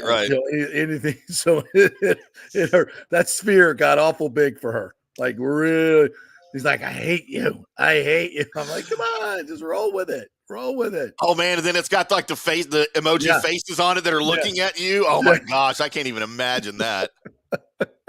She was not happy with me. Wow. I'm like, I feel great. This is fantastic. This is great. And she's like, shut up. I'm like, I'm sorry. Didn't know it would have such a fast effect on you. They don't make them for children's size, but yeah. All right, on to other stuff. Please. Well, wait, we got some people commenting. Of course we do. Babies drink Guinness for iron. Yeah, they do. The Irish will just put anything on. WD-40. Yeah, right. Not Vicks. That. Like WD-40 for everything. Yeah, I've heard that. Lubricant. If you need the suppository, I need it in my knees. WD-40. Stevie Nicks used anal cocaine for decades. Her nose cartilage burned out. Wow. Dude, I will do anything Stevie Nicks tells me to do. I will tell you that right now. Like like you think you have a problem if your nose can't handle the coke anymore? Maybe you should gotta do anal cocaine. Really? Like, is that not a sign? Like, maybe I should taper off. Or is it a sign that you should have been doing it that way the entire time, and you were just doing it wrong? Well, I guess it would be cheaper, right? If it works better. You don't need as much? Exactly. I don't know. I'm not that sure how that works. I don't know how cocaine works. No. Bucs made new fans in Germany. Cue the line from Blazing Saddles. Is it what they say about you people? I love that movie. One of the great. Like, you go back and watch these movies now, especially some of these old comedies, and you're like, you can't make those anymore. You can't make those anymore. You can't do it. Dude, I watched it with two of my teenage kids because they were always wanting to watch it with me. So I was like, fine, let's sit down and watch it. And I was like, my butt was clenching through some of the scenes because I'm like, oh, crap. I don't know. They've never heard these words before. No. Yeah, Blazing Saddles. Go back. Go watch that. It's funny as hell, but cringy. Yeah. Yes. Yeah. All right, let's take a quick break because we got to make up a little bit of money here in the second part. When we come back, there's a time for the Gator Miami game to open up the season. Bring your hydrate heroes because people will be dying in this one. Quick break. We'll be back with some of those. We're brought to you by the great folks at Extravaganza Productions. If you have a big event coming up or a small event, charity event of any type, Extravaganza Productions can help you give it that professional touch, come up with great ideas for you. Get a free creative meeting if you mention the JP Peterson Show. Just go to their website, extravaganzaproductions.com. Check them out. Go check out the warehouse and all the props they have there. Really cool spot. And get some ideas for your event. It's Extravaganza Productions, the best in the business. Work with them many, many times. Extravaganzaproductions.com. Back in 3. Stay with us. JP here for the Jeeves Law Group and my man Scott Jeeves, who lives right here and has long been a highly respected member of our community. He's a proud sponsor of the Tampa Riverwalk.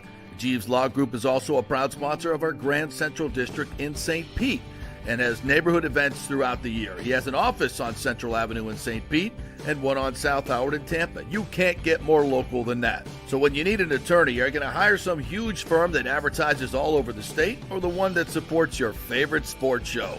It's the Jeeves Law Group. We're local, we're trusted, and we get results. For personal injury and personal attention, call us for a free case evaluation. That's 888-9-JEEVES. That's 888-9-JEEVES. All right, this is for all you guys who don't want to go to the gym and do 5,000 crunches. At Bay Area Modern Medical Center, you can get on the new True Body machine where you can reduce fat and tone up your muscle. It's like doing 54,000 crunches in just 15 minutes. Define your body as you see fit. True Body offers personalized muscle stimulation that delivers the equivalent of those 54,000 crunches in just 15 minutes. Just get in touch with them at Bay Area Modern Medical Center, BAMMC.com. Chris Lugo and the team over there will set you up on True Body and get amazing results. Non-invasive with comfortable and little to no pain and zero downtime. You can isolate and target those areas that you want to improve and treat multiple areas simultaneously. It's an amazing machine, so check it out at Bay Area Modern Medical Center, BAMMC.com. It's Diamond Days at the Gold and Diamond Source because April's birthstone is diamonds. As they take center stage, get up to 20% off all diamond jewelry.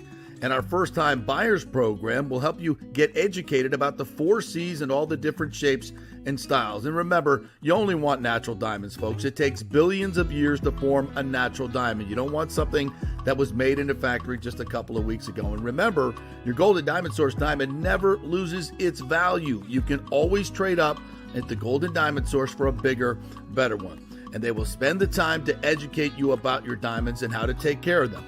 And of course, consider the Gold and Diamond Source to maintain and insure your jewelry. They can professionally clean it, check the settings, and make any necessary repairs to keep your jewelry in top condition. It's the 40th anniversary of the Gold and Diamond Source, 3800 Overton Road, always online at thegoldendiamondsource.com. Let's go. Right now, back to the show on FanStream Sports. All right, welcome back to the JP Peterson Show here as we roll on this Testosterone Tuesday. All right, so we got some kickoffs here, bro. We got some kickoffs for the upcoming season. Miami and Florida will kick off at 3:30 on. Let's see if they get the exact. You're talking college, right? Yeah. Okay. That is on August 31st. Oh, wow. In the Swamp at 3:30. That'll be a good one. Yeah, it'll be good, and half the fans will be deceased by the end of the game. Give me Florida by 3. Now, Miami's. I'll tell you what, Miami's talented. No, that's going to be. I like Miami. I think they've got a deep roster. They've got a good roster, but man, I am no longer a believer in Mario Cristobal. Me neither. He has destroyed that team. Yeah, I had such high hopes for him, man. When you say, because he didn't take a knee. Look, if you're not taking a knee in that situation for the second time, he did that, by the way. Yeah. Did it at Oregon. That is a open sign of you do not have your details in order. You do not have your priorities in order. Do you not have your details in order? You are not a well-coached team. That is an outward sign of a lot of shenanigans going on behind the scenes. Yeah. You just are not buttoned up, and you cannot be like that in this day and age. It's there's too many well-coached teams, too many talented teams.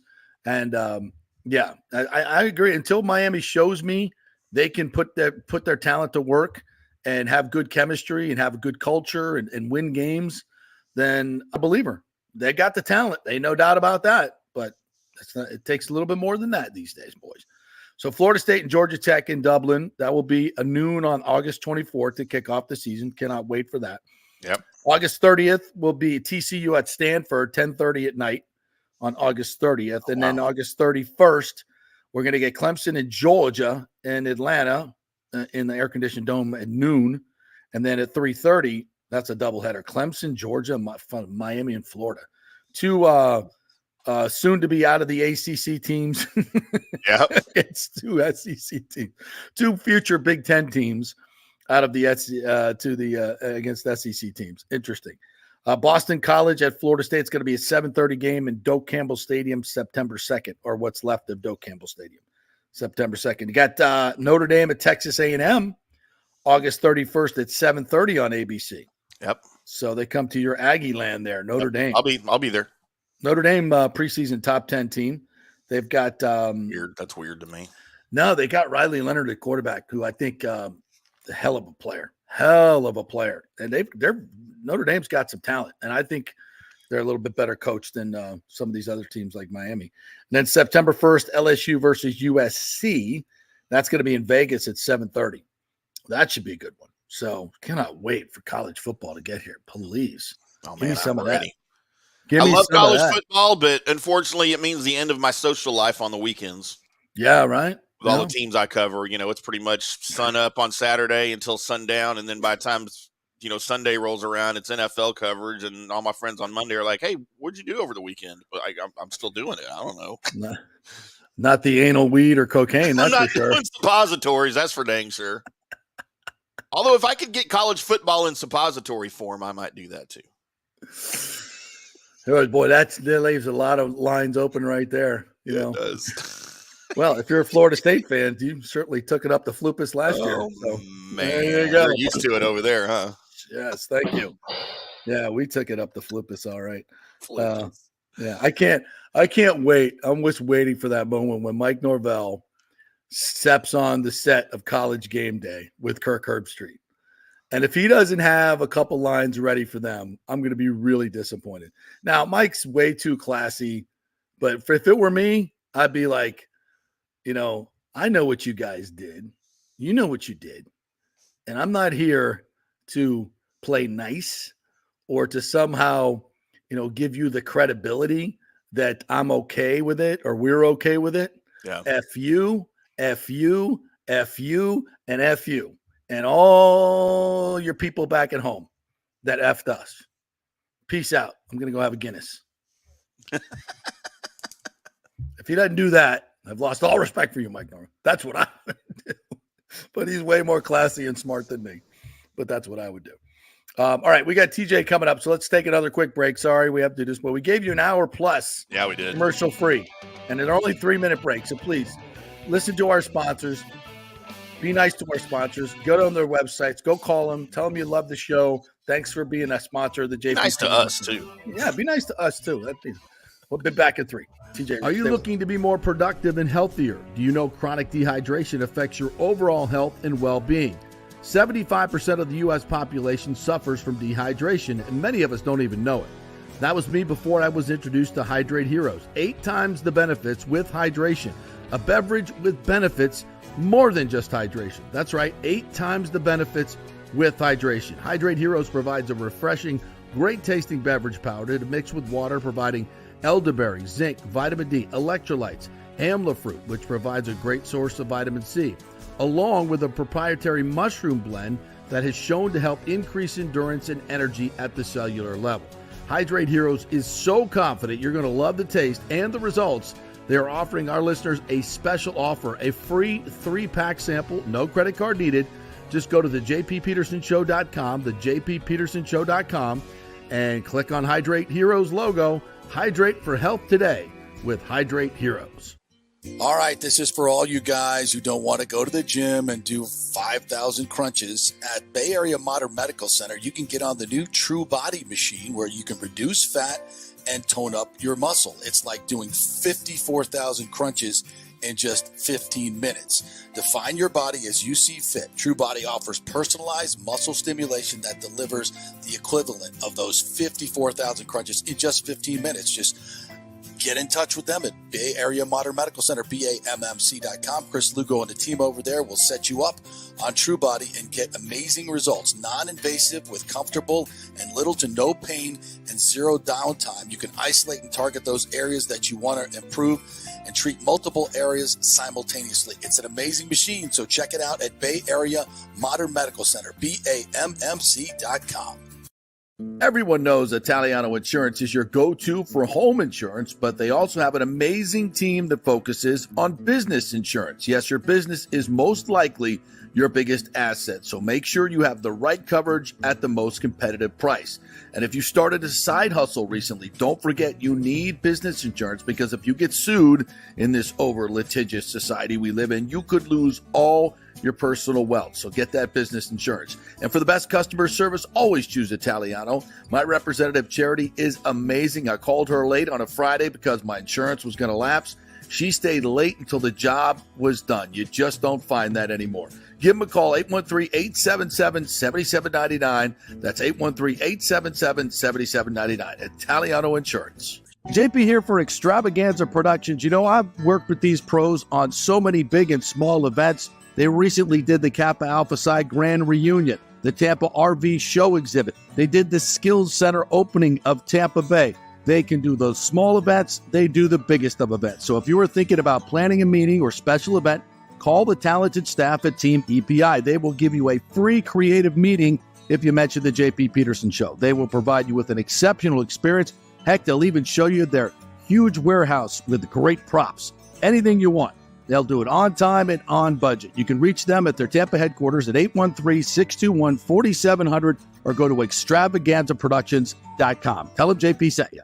Let's go. Right now. Back to the show on FanStream Sports. All right, welcome back to the JP Peterson Show, brought to you by Bay Area Modern Medical Center. Get your testosterone right on Testosterone Tuesday. Get your immune system right. Get all your health right. They keep you healthy, not just get you healthy when you get sick. Proactive medicine, personalized medicine at Bay Area Modern Medical Center. I just texted with Chris Lugo. He's not going to come on today. He'll join us on Thursday. I said, hey, but he's a big Gator fan. I said, bring your own IV to that opener. Be hooking up people at halftime, just like we need to be asking him about suppositories. I'll tell him we'll put it on the topic list. With that, let's bring in our good friend DJ Reeves. He's in the building. Yeah. I don't know if you've been listening to the show today, but it's gone in some very weird directions. With the segues, always with the segues. I caught you at the beginning, so I'm ready on all avenues. I love the takes about Tom Brady and whether or not he will be critical or not on Fox. What do you think? What do you think? Games. Let's get right into it. I mean, the first thing is that is the challenge. And Tim, I thought you made a great point on Troy Aikman. When you go from being interviewed and press conferences and prompted with questions to now you have to volunteer out of what you're seeing, analysis, and criticize if somebody does it wrong. And it took Troy Aikman a little bit. People don't realize and remember, I do this because I do many different things. You know, I got a lot of hats behind me. I have a lot of figurative hats and a lot of literal hats. So I do sports media.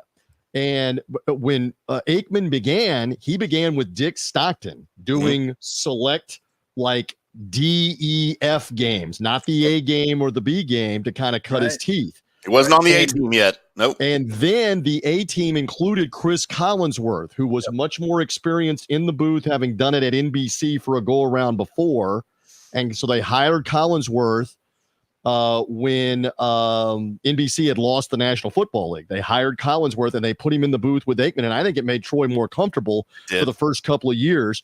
For all time, the NFC title game win by the Buccaneers in Philly that you were there for is Joe Buck, Troy Aikman, and Chris Collinsworth on the call. So it kind of made it easier in the transition for Aikman that the first couple of years he had Collinsworth with him. Then they eventually put Collinsworth in the studio for the Fox NFL Sunday show. And then eventually Sunday Night Football went back to NBC that created it. And Collinsworth is back in the booth where he is very critical. So anyway, roundabout way of saying, will he criticize early? Will he be willing to be critical of former players?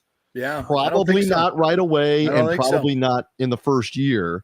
But this is fascinating because he's going to be on their biggest games. And he's eventually, because he goes right into the fire. He's going to work the Super Bowl, obviously, for them in a couple of years. So, well, if he's still there, is this thing going to last that long? Like, that's my question. How long is he going to stick with this? This is not something that we're familiar with. You, me, and JP. He signed a $300+ million broadcasting deal to do this deal with Fox. Yeah. I don't see any way that he's walking away from that in a year.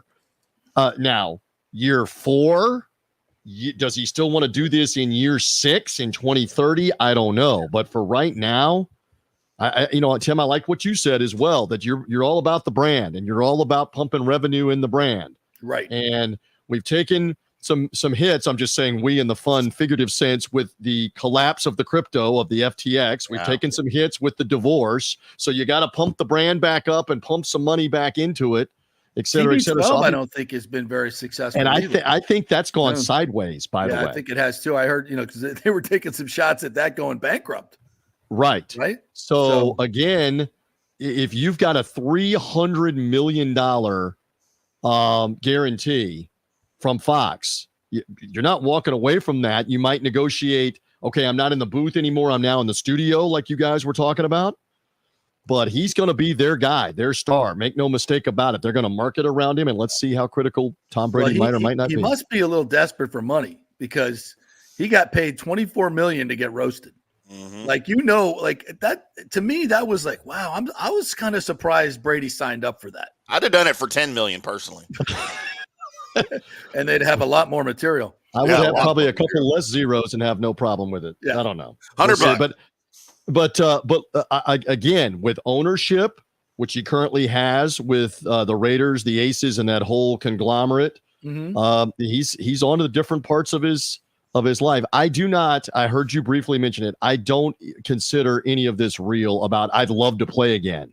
Sure. Would you love to step out there in the fourth quarter one more time and try to win a game? Of course he would. But he's now about to be 47 years old, and all the things that go into playing in a season or even half a season, just don't see it. What do I know? Don't see it. I think he's too competitive to stay in the booth. I think he's going to want to be a GM like John Lynch, get back in the game in terms of winning and losing. Who was it? I forget who was it. Rome. Somebody said it's like you don't keep score in the broadcast booth. That's right. You could look at the ratings, I guess, but that's more generated by the games than they are the announcers. Yeah. So I think he's too competitive to just stay in the broadcast booth. I don't know. I didn't even think he would make it to the broadcast booth, to be honest with you. Well, remember when all of this was done? This was done after he retired at the end of the 2021 season. Yeah, he was supposed to start last year. They did this deal, and he was supposed to be the star of their 2022 season and do the Super Bowl with Kevin Burkhardt. Right. And then suddenly he does the March 180, the month of March, of now I'm going to come back and play. And Fox is going, wait, what? Huh? Who? You're going to do what? And so now we're going to let Greg Olson, who had worked with Burkhardt before that, be promoted to that spot. And he's been in a difficult, keep the seat warm, understudy, now promoted to being the person for a year or two. And hey, whenever TB12 is ready, you're kicked to the curb. I mean, there was no mention of him at all yesterday. He was not there at the Fox up front or that. Yeah. He has to be better than anything Tom Brady could ever throw out there. I love Greg Olson. I think he's great. And you got the opportunity because this just into the newsroom. Fox is going to do like 7 or 8 Cowboy games, so you got a chance the last couple of years to see a whole lot of Greg Olson if you're watching the Cowboys on Fox. And Brady's got to be ready for that. I mean, he's going to be around Jerry Jones, Mike McCarthy, Dak Prescott, and that whole crew, all of those guys over and over and over again, because that is the bell cow week 1 for Fox. Yeah, right. Starting with week 1. And I think there were 2 separate occasions last season where Burkhardt and Olson did 2 Cowboys games in a row. Like they did that consecutive twice last season. Yeah. Yes, correct. And you're going to do the Thanksgiving game, and you're going to do premier regular season games that aren't in prime time. They're going to be doing them over and over again. So there you go. And I see these, with the broadcast rights and deals, right now, these networks are really trying to find, even with the NFL, how do we make money? How do we make money? And you're paying a guy $34 million a year, whatever it is, in Brady. and he's just announcing the games. Like I don't see he bringing value to the broadcast in terms of more viewers? I mean, are chicks like tuning in to see his dimples? I don't think so.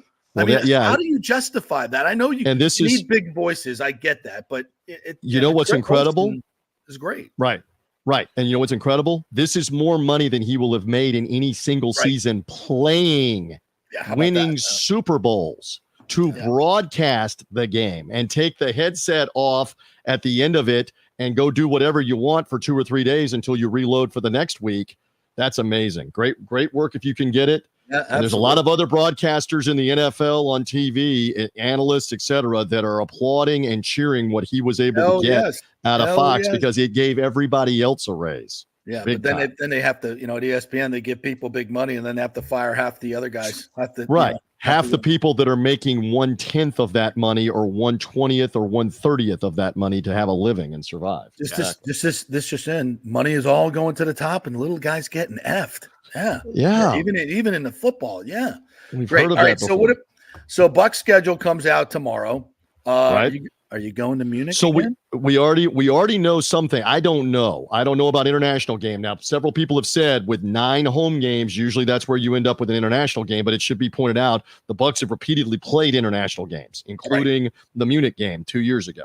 So who knows on that? We currently know who it's not for week 1. We start the detective work. The Bucs are on the Cowboys schedule. We know it's not the Cowboys. They're on Kansas City's road schedule. Baltimore comes here. Those 2 teams play each other, so we know it's not them. You like my detective work on a Tuesday what you're doing, yeah, on the FanStream JP show? All right, we now know the 49ers are hosting the Jets. That was announced this morning, Monday Night Football opener. All right. And the 49ers are coming here. So the Eagles are going to Brazil. Eagles are in Brazil, so you know that's not week 1. Right. So we've now narrowed down like 5 or 6 teams that it's not. Out of the, what is it? Help me with my math. 14 teams because you played 3 of them twice. Right. So out of the 14, we've eliminated like 6 that it's not. I wonder if it's a division game. Right. Or is it maybe at Detroit? Some people are theorizing that maybe it's a playoff rematch at Detroit. Mm-hmm. That could be an interesting one. Or is it a home game or not? I don't want a home game to start. Too high. We'll see. Well, I agree with you. I mean, my God, last year we were in Minnesota for the opener.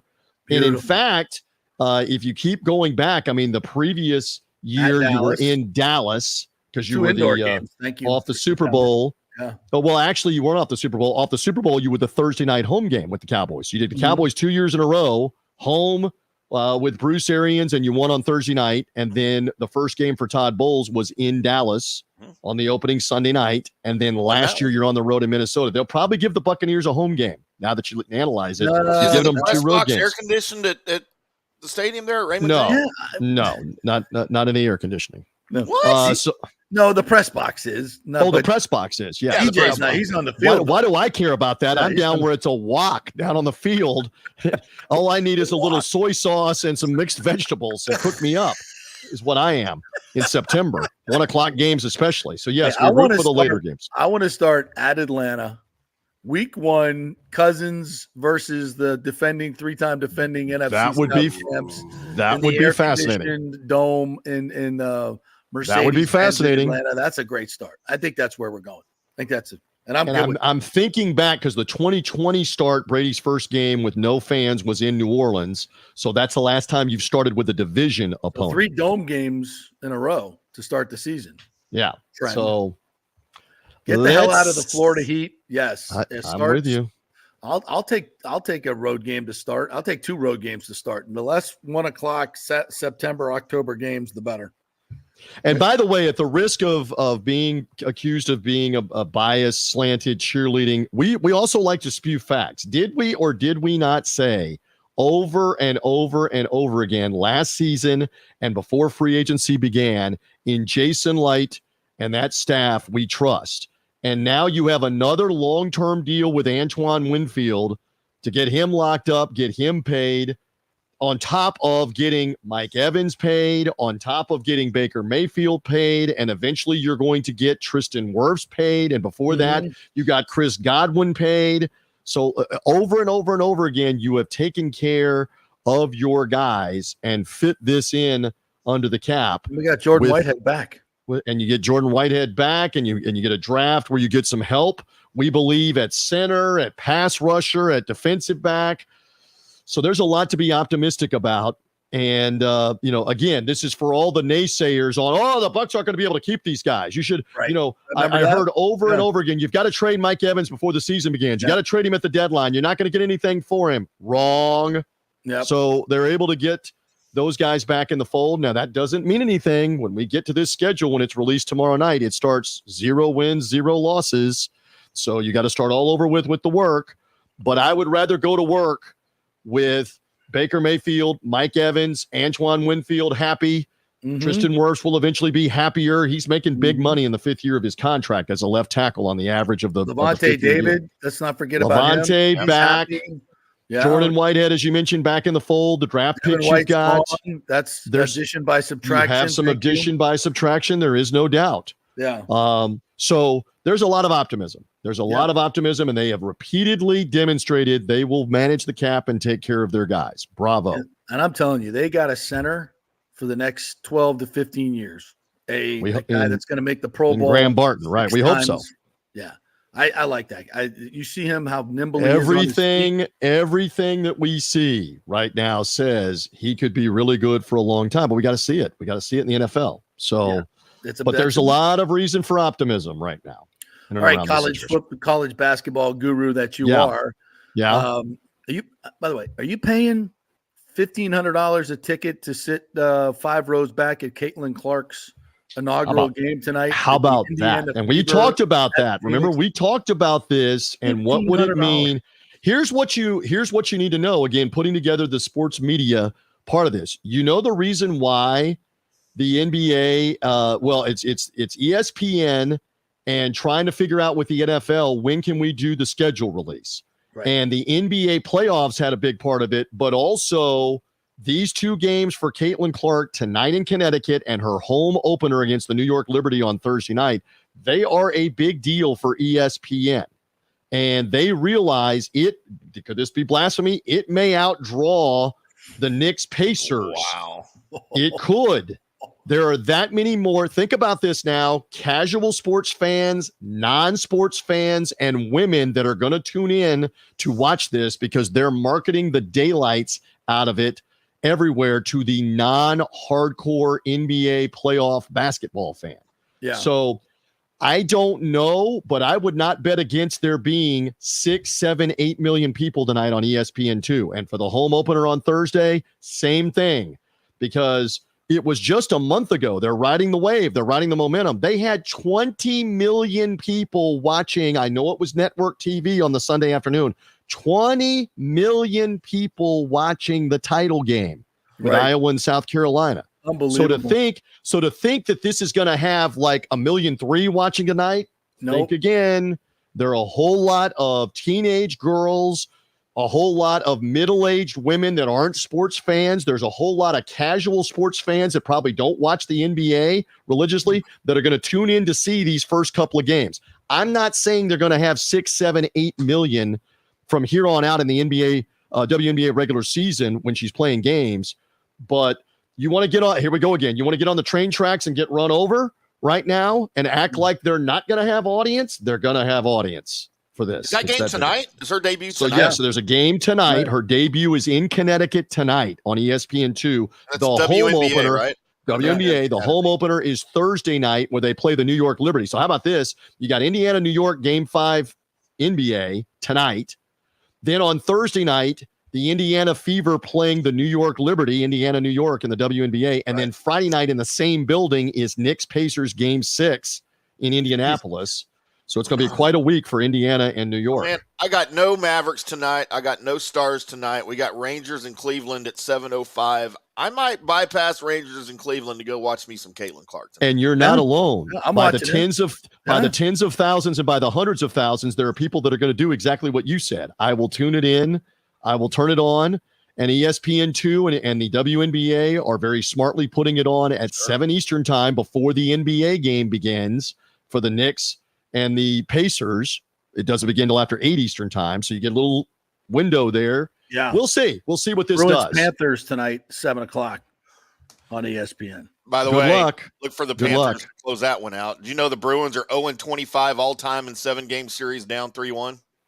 0-25 all-time. I know that now. What did you say? 0-25? 0-25 all-time when down 3-1 in a 7-game The Boston series. Bruins. The Bruins. So you're saying it's over. O-V-A-H. It's over. And we're looking at the Florida Panthers back in the Eastern Conference Final. Let's see. I have them to win the cup.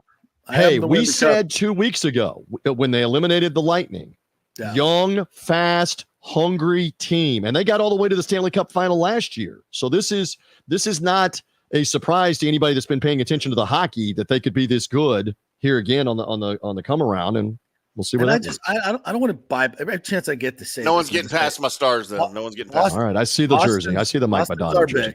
Boston, once again, the Braves proved that again last night. They have drubbed the Red Sox the last 3 years. They were showing the what did I see? Have they beaten them more than any other team has beaten them in that 3-year stretch? Yeah. It's like 45 wins head to head. Yeah, it's ridiculous. That's totally a lot. And Boston the Bruins completely tanked the last week of the season so they wouldn't have to play the Lightning. And it was as transparent as they weren't even faking it. It was like 15 shots I think in their last game in the first 2 periods against some when they were playing keep away to not shoot the puck. Exactly. It's like, okay, we get it. You want to go play, you want to get a first round. Well, I mean, if you're the NHL, though, if you're the NHL, you want the Rangers. You want the Rangers playing the Bruins. Yeah, that's the bigger markets. That's the Northeast. But they could, I mean, you talk about choke factor. If Carolina beats Boston, if to make it 3 games apiece. Yeah. If Carolina beats the Rangers to make it 3 games apiece. Now with a Game 7 in New York, after New York was up 3-0. Oh my gosh! Ooh. So in any event, so Timmy, in that market, I'm just curious about this real quick. The Mavericks lose last night. The Stars right now are in great shape to move on. Is it registering? Is it registering with the Dallas sports fan? Yes. It is all over the place, dude. It is everywhere, especially because they're playing on the same night. Every night. No, it is huge here. The Stars have always gotten a tremendous amount of support, since their Cup days in the late 90s, and they put, hockey on the map here when they moved here from Minnesota in 94. And the town, this whole area has always supported the Stars very, very well. The Mavericks, of course, were the redheaded stepchilds because they didn't have any titles or anything and never came close till 2006 when they lost to the Heat, and then 2011 when they beat the Heat. But both teams get a huge amount of support around here. There's Cowboys players posting stuff on social media about both teams wearing Stars jerseys or Mavericks jerseys, and it's all over the place, man. It's a fun time right now. So tomorrow night, again in the dynamic, it's Game 5 Stars at home in Dallas. But at the same time, this is idiocy by the NHL. Why did they do this? Why did they not at least later in the series spread it out? At the same time, the Mavericks are playing at Oklahoma City in what's now a critical Game 5, 2-2 each. Killing your ratings. Yeah. And you're killing the audience for the hockey because there's going to be more people watch the basketball. Yeah. Silly. Has Luka and Kyrie been hanging around Dak? I don't know. You get that postseason infection. It's like, hey, Dak, what do or like, hey, Luka, what are you doing? It's the postseason. You're playing Dallas. You're supposed to quit at this point. Oh, that's right. So did you know that last